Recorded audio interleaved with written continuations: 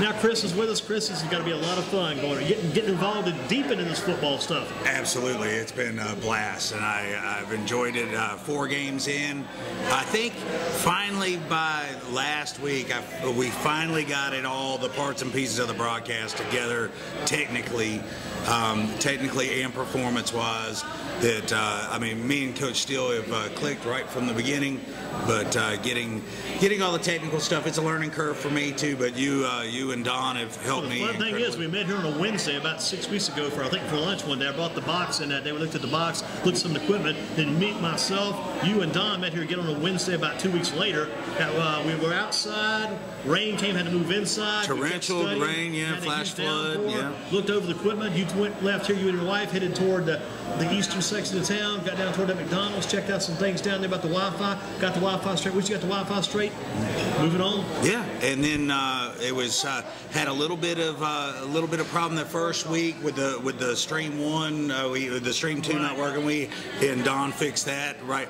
And not like I wasn't nervous enough. Very first time doing the broadcast. Yeah. But he kept me nice and calm. He got it fixed, got it up and going. I did the Parkland game by myself, so never called a game before. Learning all this stuff new and plug and go. That learning curve kind of all of a sudden became like the Hawthorne curve over Winston, didn't it? Oh, absolutely. You ever been around that Hawthorne curve over there?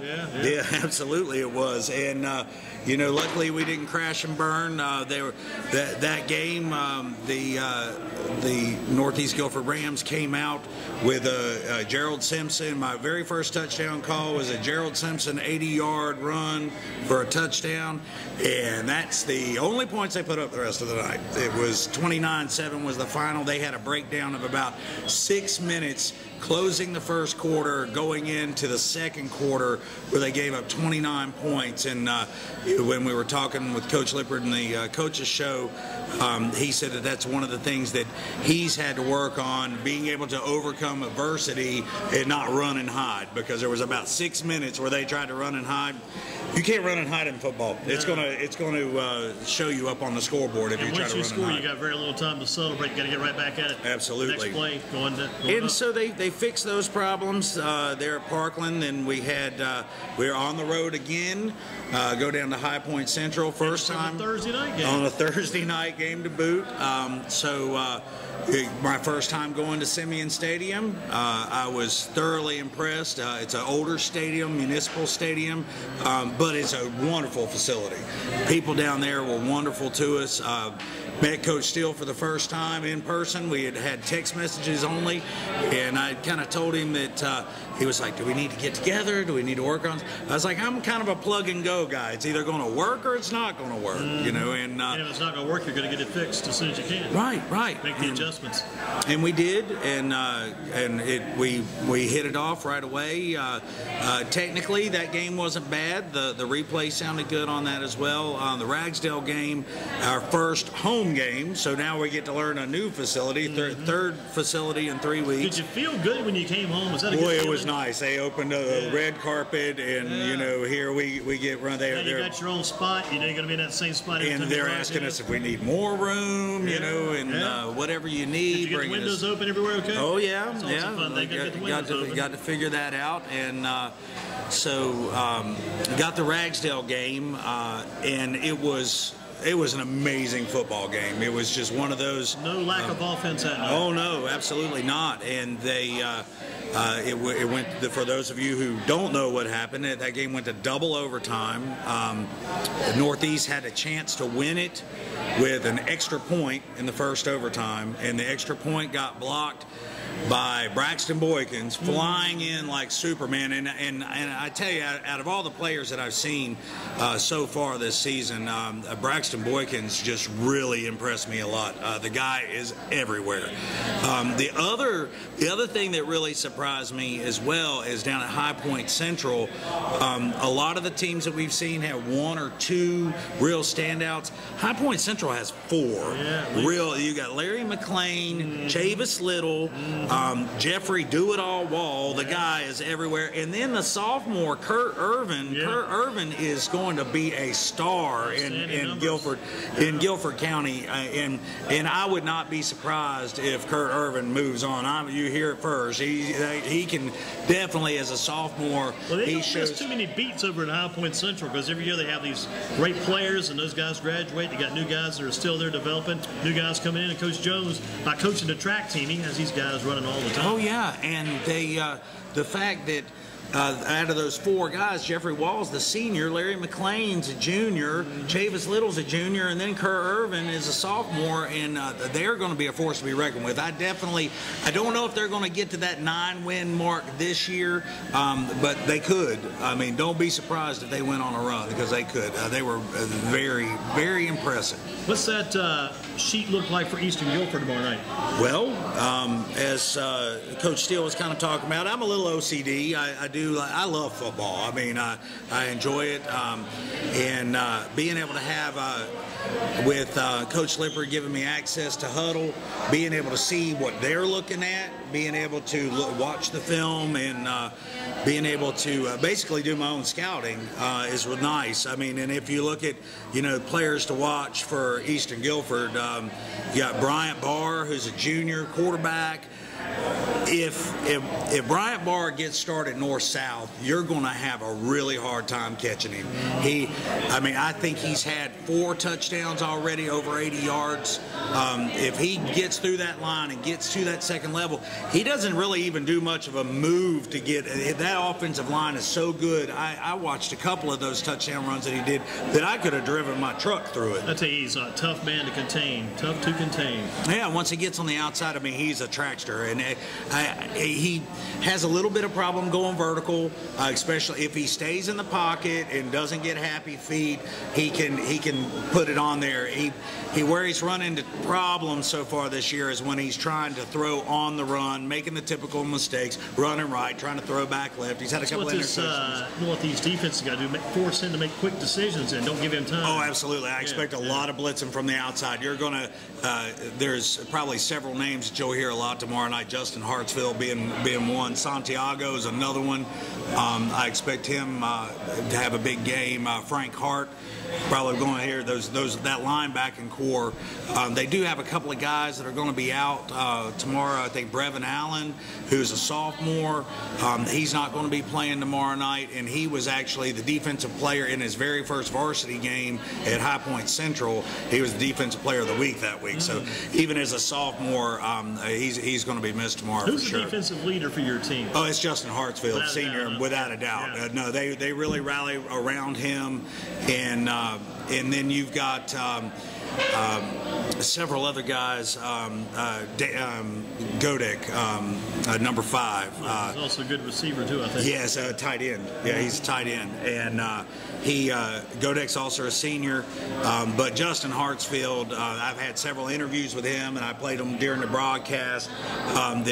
That Justin is, and he's probably the team leader.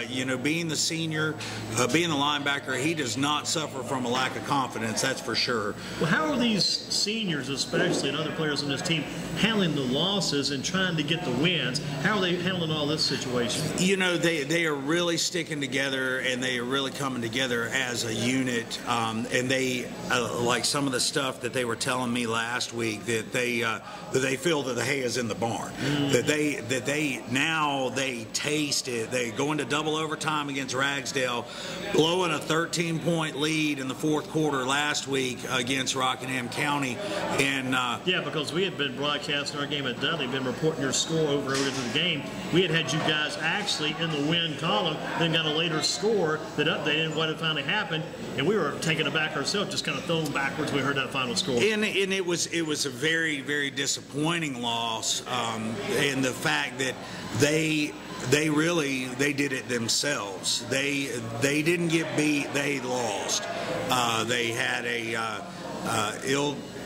ill-timed turnover. They were driving the ball all night long.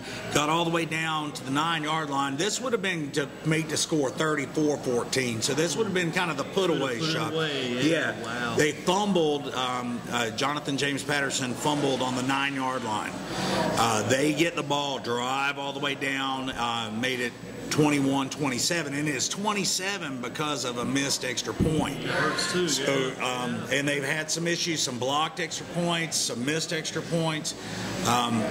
So with they get the ball back, driving down again, but I mean pretty much at will. 5 yards, 7 yards, 9 yards. I think they ended up with 378 yards rushing, only 55 yards passing. That's northeast. Northeast last week, and I think Gerald G. Simpson had 123 yards rushing. Tobias Floyd had 77, and Jonathan James Patterson had like 71. They were rushing the ball at will. So here they're driving down once again, 5 yards, 7 yards, 9 yards, get all the way down, and Gerald Simpson rolls out and expects to be able to pitch the ball to Tobias Floyd, and Tobias Floyd was about 2 steps ahead of it, and the ball went behind him, recovered by Rockingham County on the 23-yard line. That was with 6 minutes and 4 seconds to play in the game. Rockingham County lined up 11 guys strong and ran behind big number 18, and it was a lot of their quarterback right behind him, and they marched all the way down in 3 minutes, all run plays, no pass plays, marched all the way down, punched in the end zone, take the lead 28-27, and Northeast still 3:04 to play. Had some time. 3:04 to play, and they drive down once again. They're on their way. All they need is a field goal to win, and they're down about the 38-yard line, still a little bit outside of Cooper's range, a little bit outside of Matt Prater's range sometimes, but they get down, and it's 4th down and 6. They go for it, of course, because they had to. G. Simpson rolls out and has a man wide open, hits him perfectly. He crossed the line of scrimmage by about a yard. The quarterback over the line of scrimmage, which is a 5-yard penalty and loss of down. And since it was 4th down, game over. Boy. Rockingham County comes out. Way to end the game. Yeah, absolutely. Rockingham County comes out with victory formation, 59 seconds left, I think, and it was really a gut wrencher. And Which one was tougher to take from the announcer's standpoint, because we can't bring into what the guys on the field were doing. We work with them. We got you right here. You can tell us right now. Which one was tougher, more of a gut wrencher, the Ragsdale loss or the Rockingham County loss? Rockingham County last week. Yeah, last week. That one just tore through your heart there. Oh, yeah, absolutely. Because really a lot of people didn't give Northeast a shot against Ragsdale. Ragsdale was supposed to blow out Northeast, and to be in it, it was more of a moral victory, even though you lost in double overtime. You took something home. Right. And so it was a moral victory. When you beat yourself on 2 turnovers, when you've got the game well in hand and you're getting ready to put them away, and it's a crazy thing to think about too, because you had back-to-back weeks, right, at Northeast on your home field. You lose the game in double overtime to Ragsdale, tears you apart, and you lose the game to Rockingham County in the last minute or so to play at home again. Wow, that had to be 2 tough, rough weeks. Oh, absolutely. Right, and now Northeast has to go play their arch rival in Eastern Guilford, and those guys are just waiting for you guys to come in, because they feel like these guys have went through 2 very rough weeks. We want to get these guys, get them while they're down. We think they're not up, but you got to go in that game tomorrow night being up and ready to play. And I really do, Andy. I do think that they are up. I really do think that they are up. From it's like Coach Lippert talks about. It's a process. It's a process. It's a process. One of the hardest things about getting that W in the win, that first win in the win column, is figuring out where your mistakes are being made. After that Rockingham County game, you can put your finger on it and go special teams and being able to hold on to the football. The 2 fumbles late. It killed them. And then special teams. They gave up. They gave Rockingham County their first score by a fumbled kickoff at the 5-yard line. So they started the game off right there at the 5 before Northeast gets to run a play and touchdown, 7 points. They turned right around, marched right down, and scored. And then they went up 21-7. So they went up 14-7, then 21-7, and then Rockingham County scored 21-14 right at the end of the half.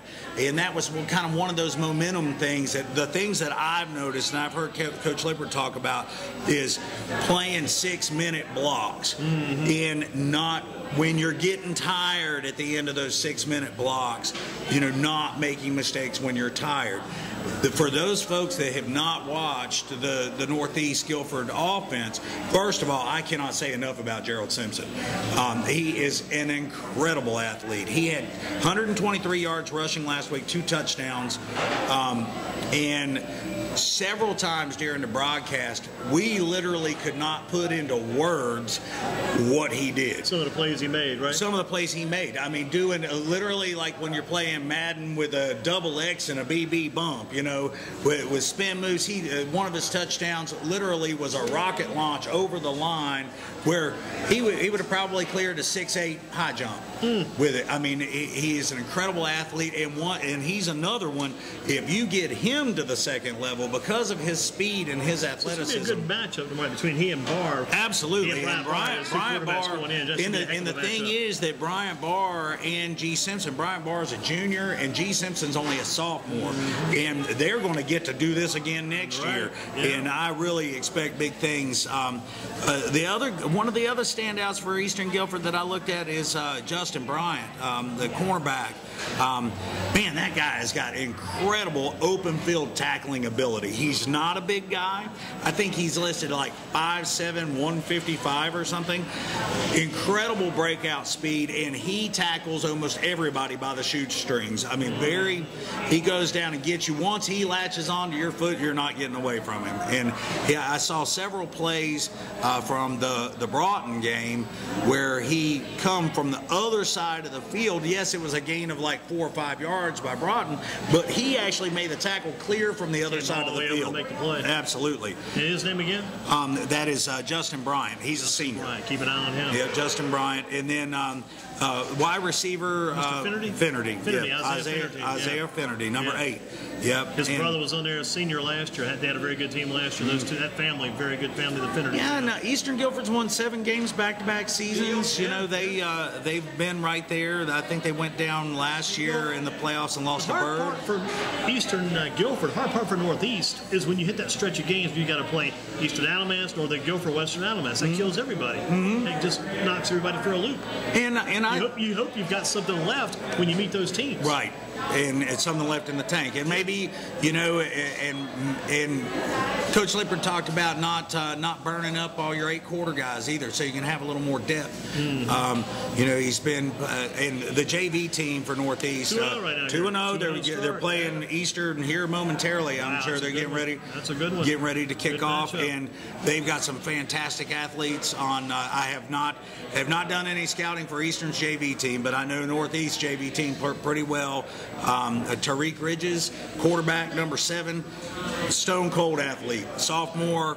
He had a 70-yard touchdown run off a blown play. They played Monday against Rockingham County. They sure did. And he had a 70-yard touchdown run off of a bad snap that hit off of his shin, went about 3 yards to his left, picked it up, and bolted for 70 yards. He's a quarterback, right? Quarterback, yeah. Can he play another position, too? Running back. Okay. Running back. Because he'll need to kind of be adjusted for the future. Yeah, because he probably will be. He probably next year will back up. They could switch those guys around. He probably will back up G. Simpson next year, but with the graduation of Jonathan James Patterson, he's a senior, and he's graduating this year. So I would expect.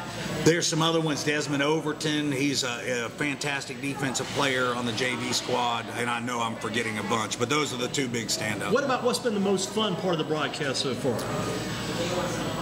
Being able to be involved with the team. I haven't, I've been out of football for about 23 years, probably, since my second year year in college, and I missed it a lot. I work for UPS. Past 12 years, I've been on night shift, so I have been really dislocated from being able to, I used to, right out of high school, I used to coach some Pee Wee teams and to just be involved, and I really loved the game, and not having the ability to be around it, being able to be back and get the excitement, especially being involved with Coach Lippard in Northeast has been. What's been the hard part about it? What's been some of the tough things? Having to watch exactly what I need to. I can't always say exactly what I'm thinking because not everybody would want to hear that. So you got to be more politically correct than Donald Trump, then, right? You got to be a little more selective in what you said. Sure. And I don't want to.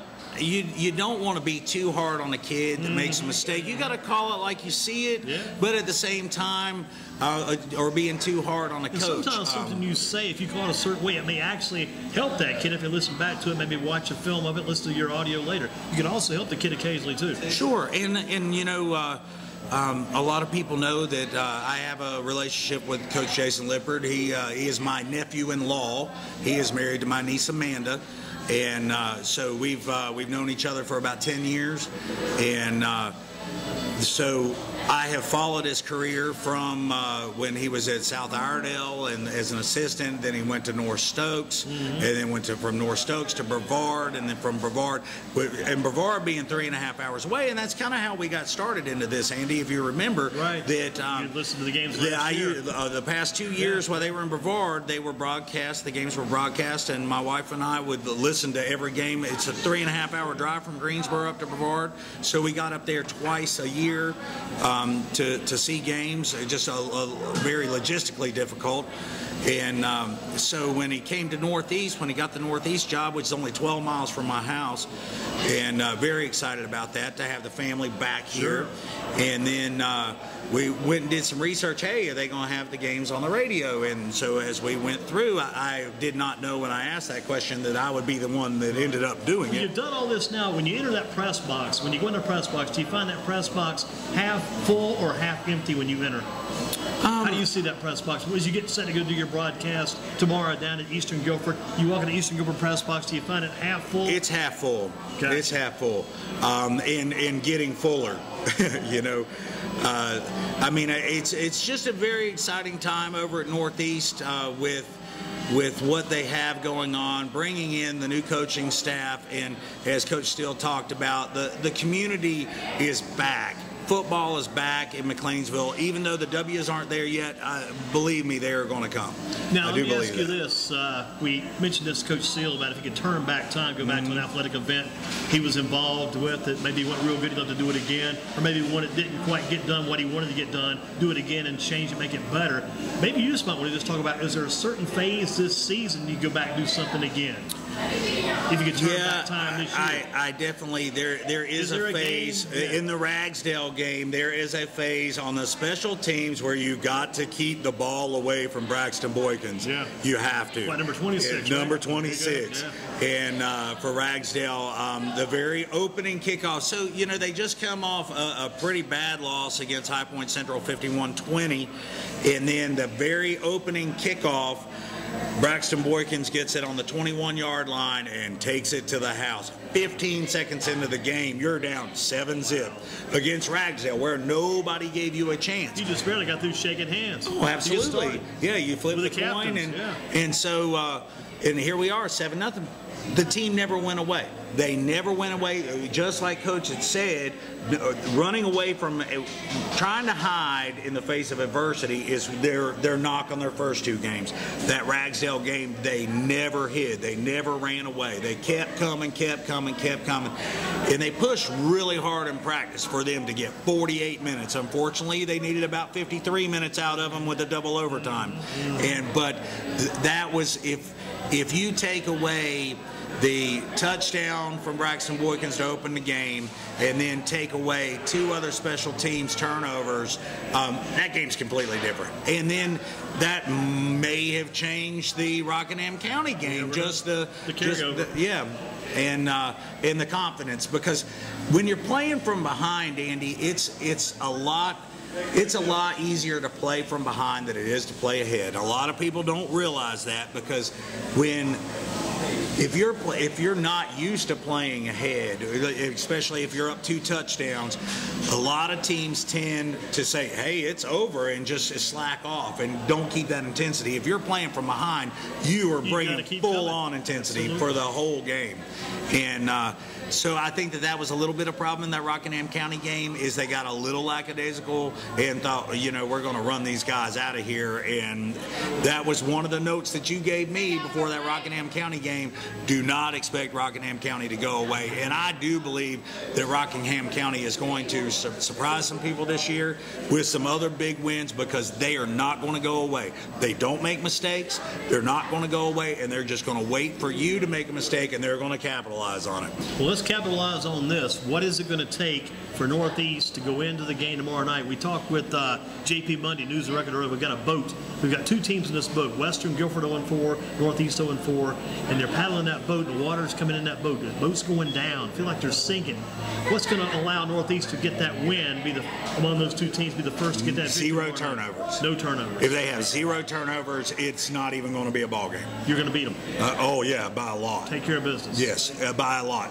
The only way Eastern can beat Northeast, if Northeast helps them, they are going to have to give them the special teams. If they bring a touchdown back, or giving them turnovers, that'll be the difference. 0 turnovers and 0 special teams mistakes, Northeast wins going away. Sell us on the fact to listen to your game tomorrow night. Sell us. Well, we have a great time, and I think that listening to it, even if you are not a Northeast Guilford fan,